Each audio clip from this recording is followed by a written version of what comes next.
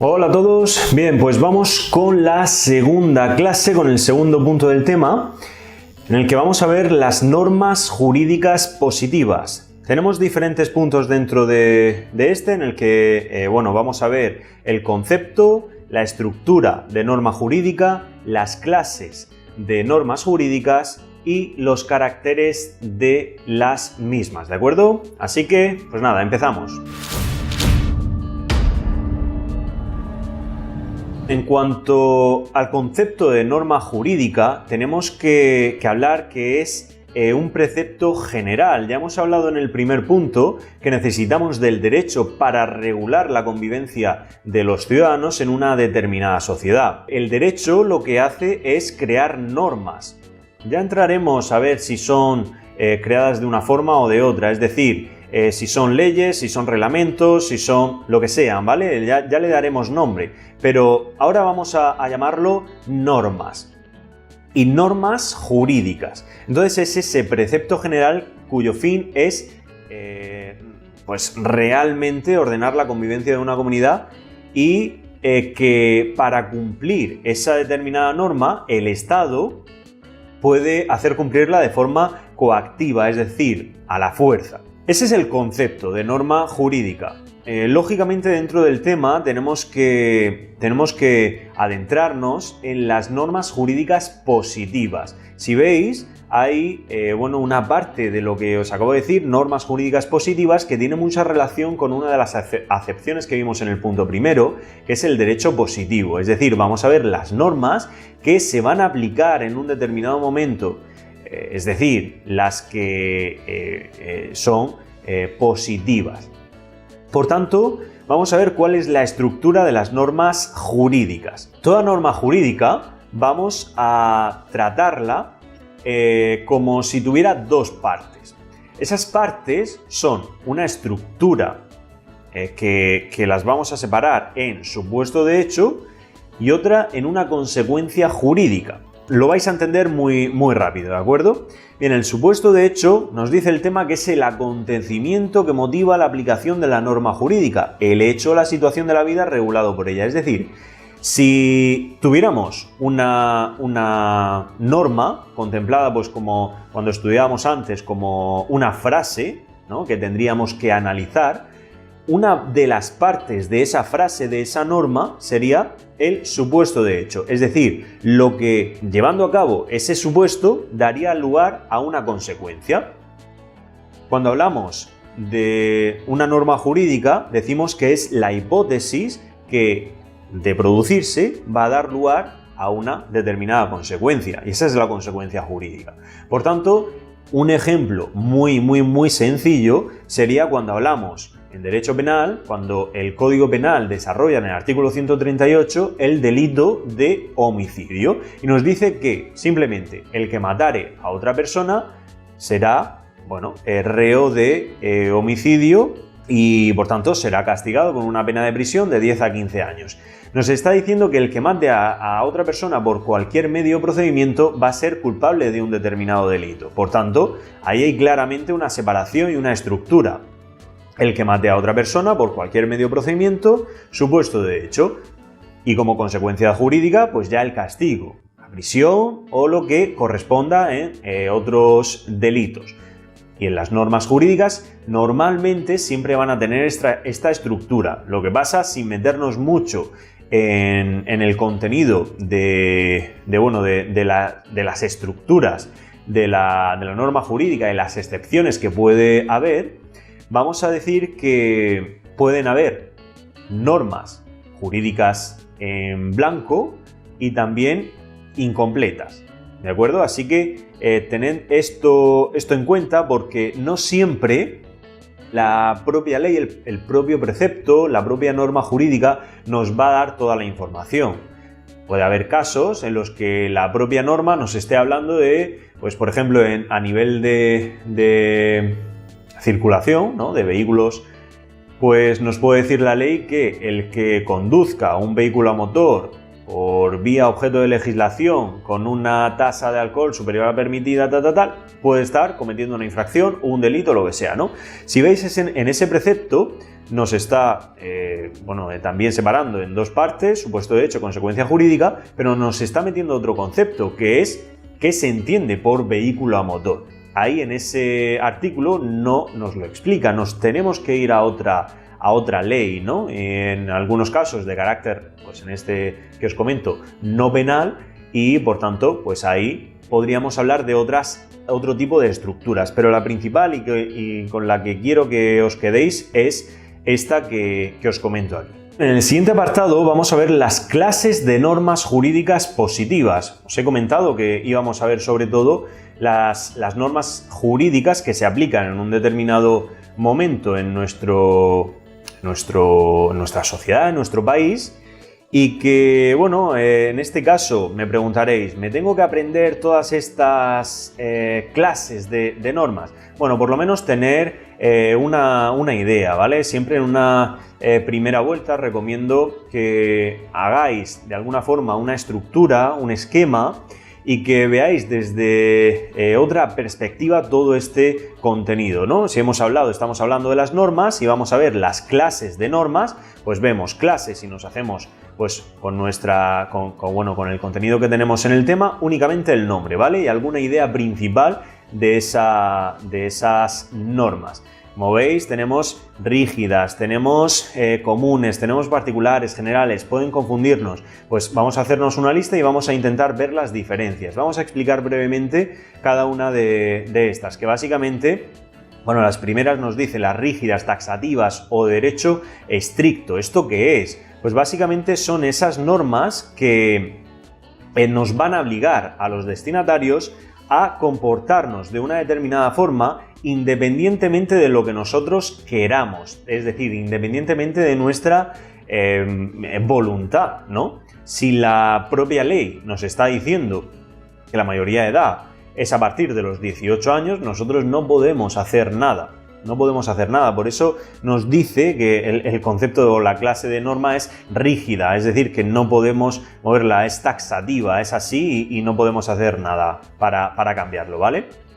Luego están por el contrario, las elásticas o derecho equitativo, en el que la estructura que hemos visto antes de la norma jurídica, es decir, el supuesto de hecho o la consecuencia jurídica, van a cumplir esa característica que el propio nombre indica, es decir, que van a ser flexibles, es decir, no están especificados, sino que únicamente de alguna forma explicados. Ahí ponemos un ejemplo en el artículo 160 del Código Civil que nos dice que no podrán impedirse sin justa causa las relaciones personales del menor con sus hermanos, abuelos y otros parientes y allegados.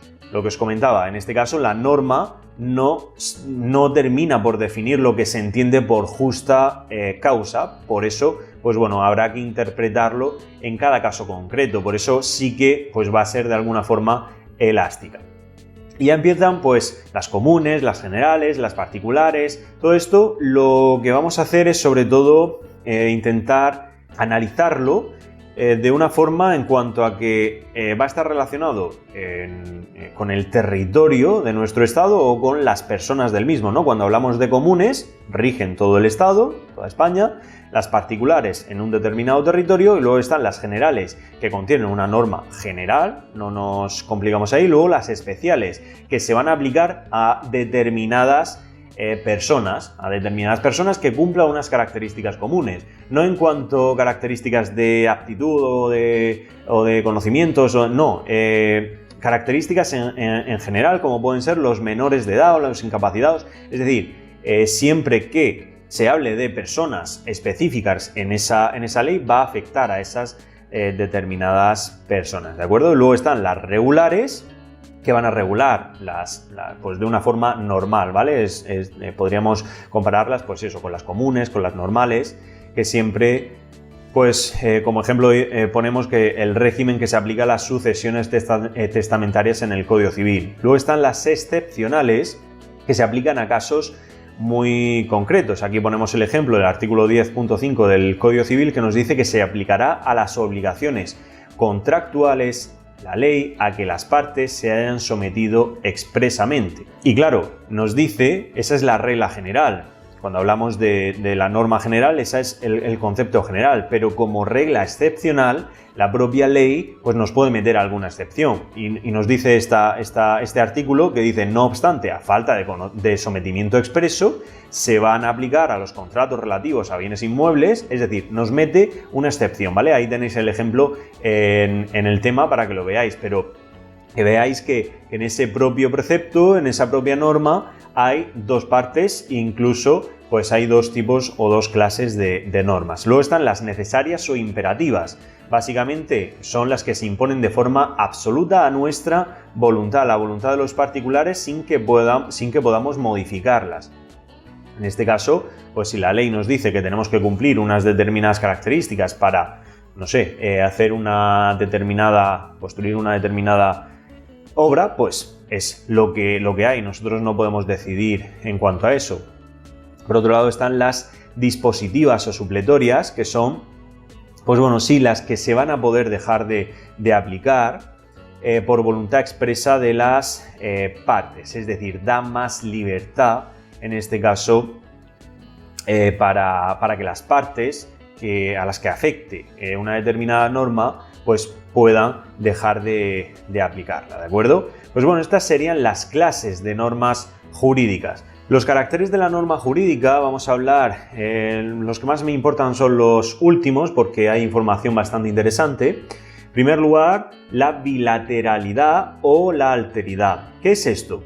Cuando hablamos de estos conceptos hacemos mención siempre a como dos partes, ¿no? Y es básicamente que el derecho siempre va a hacer referencia de una persona con respecto a otra, con una persona con respecto al Estado, lo que sea, ¿no? Entonces, lo que ocurre que es, como vivimos en sociedad y como hay un derecho, es decir, como hay un ordenamiento jurídico y ese ordenamiento jurídico nos dice cómo debemos de comportarnos, si no nos comportamos como dice el ordenamiento jurídico, a quien no obedezca lo que diga esa norma, pues tendrá una obligación. O incluso, si se ve afectado porque otra persona no cumpla lo que diga esa norma, puede tener unos derechos. Básicamente es que el derecho puede suponer, por un lado, que tengamos derechos o que tengamos obligaciones, es decir, derechos y deberes.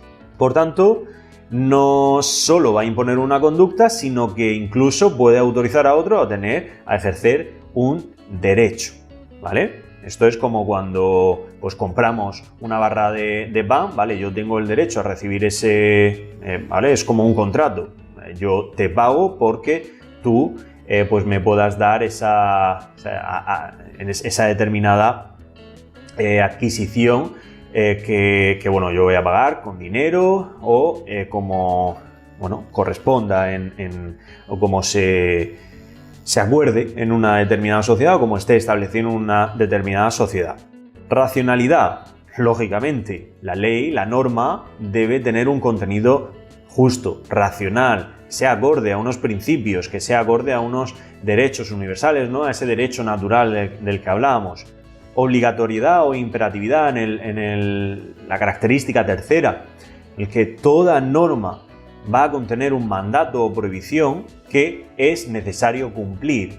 Y eso, pues ya lo hemos dicho, en toda sociedad nosotros tenemos que obedecer lo que diga el ordenamiento jurídico, las normas, porque todos tenemos que convivir en esa determinada sociedad. Por eso, pues bueno, siempre se puede dejar de cumplir, pero pasamos, pues bueno, a la siguiente característica, que es que nos castigue, ¿no? En un caso extremo. Siempre hay diferentes tipos de normas, pero pasamos a la característica cuarta, que es la coercitividad o coactividad. ¿Qué es eso? Bueno, realmente está relacionada con la obligación, con la obligatoriedad, con la imperatividad.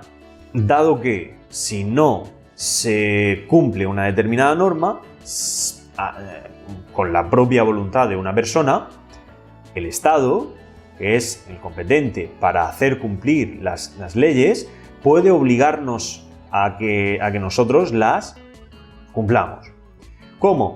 Pues de una forma coactiva, a la fuerza, básicamente, ¿vale? Luego está la generalidad.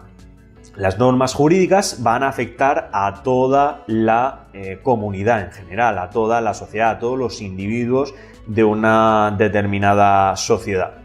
Y luego, pues bueno, el punto sexto, la abstracción, que bueno, esto, para que lo entendáis, es algo abstracto, ¿no? Cuando hablamos de este concepto, queremos decir que la norma no se desarrolla para casos muy concretos, sino que de alguna forma tiene que abstraerse, tiene que salirse de cada caso concreto para poder establecer de alguna forma tipos. Esto lo vemos un poquito más a fondo en el tema de derecho penal, pero para verlo así de una forma rápida, podríamos entender, en el Código Penal veremos que hay diferentes delitos, ¿vale? Bueno, no los vamos a desarrollar tampoco, pero para que lo entendáis, veremos que hay diferentes delitos. Cada uno de los títulos del libro segundo del Código Penal establece como si dijéramos un bloque de delitos que van a proteger un determinado bien jurídico, ¿no? Como puede ser la vida de las personas, como puede ser la integridad, ¿no? De la integridad física, la integridad moral, etcétera, ¿vale? Entonces, ¿qué es lo que ocurre aquí? Que la ley, para cada caso concreto, no podría meterse en detalle y desarrollar, pues, una norma para los infinitos casos que se podrían dar. El ejemplo del que hablábamos antes, matar a otra persona. ¿Vosotros creéis que el legislador podría coger y desarrollar la infinidad de casos en los que una persona puede matar a otra? No, lógicamente no. Entonces, lo que tiene que hacer el legislador es establecer unos tipos. ¿Qué son esos tipos? Pues es establecer yo me imagino como una caja, y dentro de esa caja están todas las posibilidades que hay de que una persona mate a otra. A esa caja le llamo un tipo, ¿no? Y bueno, dentro de esa caja, de lo que hablábamos era que por cualquier medio procedimiento una persona puede matar a otra. Ese cualquier medio procedimiento está englobando a toda la posibilidad de formas que podríamos acabar con o que tendríamos de acabar con la vida de otra persona. Entonces, pues es lo que hace la ley, extraerse y establecer esos tipos. Por eso, cuando hablamos luego de las características en derecho penal, vemos que hay tipicidad. Eso de la tipicidad está relacionado con estos tipos, ¿vale? Más cuando hablamos de las características de un delito o de los elementos de un delito, decimos que tiene que ser una conducta que sea dolosa, imprudente, típica, antijurídica, culpable y punible. Esa típica, pues, está relacionada con esto que os comento.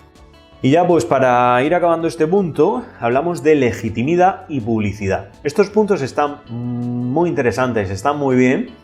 Aunque ya os digo, todos estos primeros puntos no los preguntan en los exámenes, pero sirven de base muy buena para luego entenderlo todo y que se nos quede mucho mejor. Entonces, la legitimidad, dice, consiste en que la norma, para ser obligatoria, tiene que cumplir con determinados requisitos. Cuando nosotros estudiemos cómo se crea una norma, cómo se crea una ley, veremos un procedimiento legislativo, veremos unos determinados pasos. Entonces, es básicamente lo que nos está diciendo, que para que una norma llegue a convertirse como tal, necesita dar unos determinados pasos. Y una norma no se puede hacer obligatoria, todas esas características que hemos visto de que es obligatoria, de que puede incluso pues, hacerse cumplir cuando de forma coactiva, de forma coercitiva. Todas esas características no se van a dar si la norma no cumple esos pasos. Y eso es lo que entendemos como la legitimidad. Y la legitimidad realmente tiene que ir antes de la juridicidad, ya que para que una norma, como hemos dicho, estamos hablando de las normas jurídicas, para que una norma sea jurídica, primero tiene que cumplir esos pasos, ¿vale? Por eso, si alguna vez os sale esa pregunta de la legitimidad va antes de la juridicidad o la juridicidad, ¿qué es antes, el huevo o la gallina? No, siempre la legitimidad antes de la juridicidad, porque para que sea jurídica primero se tienen que haber cumplido esos pasos, ¿no? Para que una persona se considere como tal, primero ha tenido que gestarse, ha tenido que cumplir unas etapas dentro del vientre de la madre, ¿vale? Entonces, pues bueno, es lógico lo que estamos diciendo. Por último, la publicidad.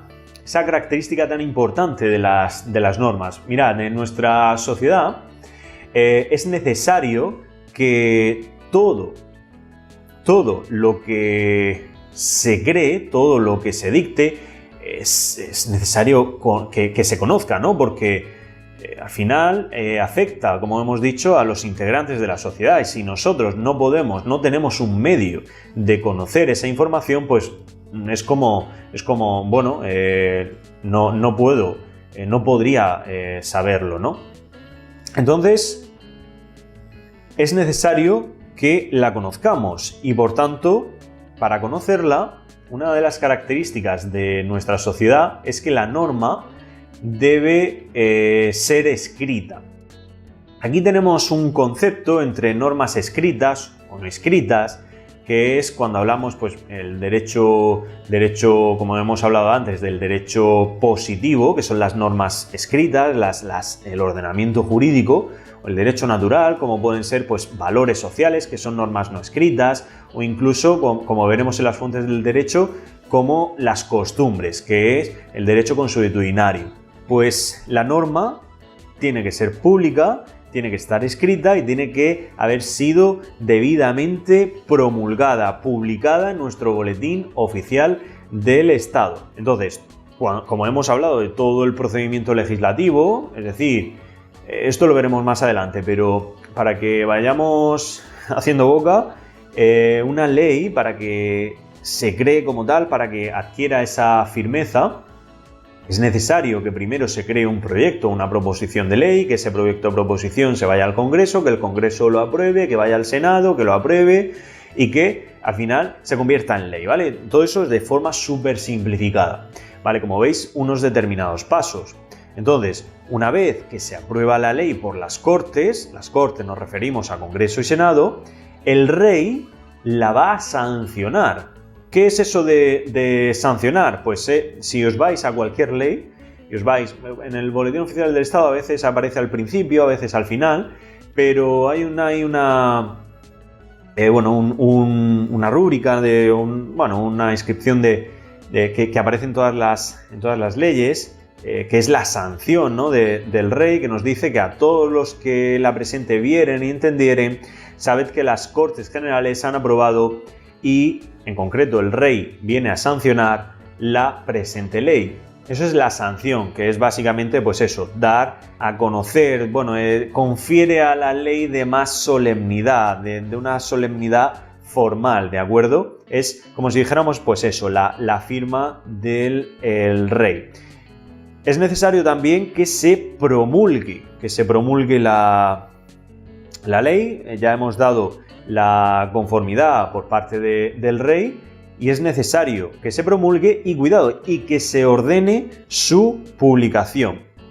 Cuidado con esto, ¿vale? Porque aquí en el tema nos dice que se ordena su publicación en el plazo de 15 días, pero no es el plazo de tiempo en el que entrará en vigor. En vigor, una ley va a entrar a los 20 días de su publicación en el Boletín Oficial del Estado. Este plazo que nos da es para la publicación en el plazo de 15 días.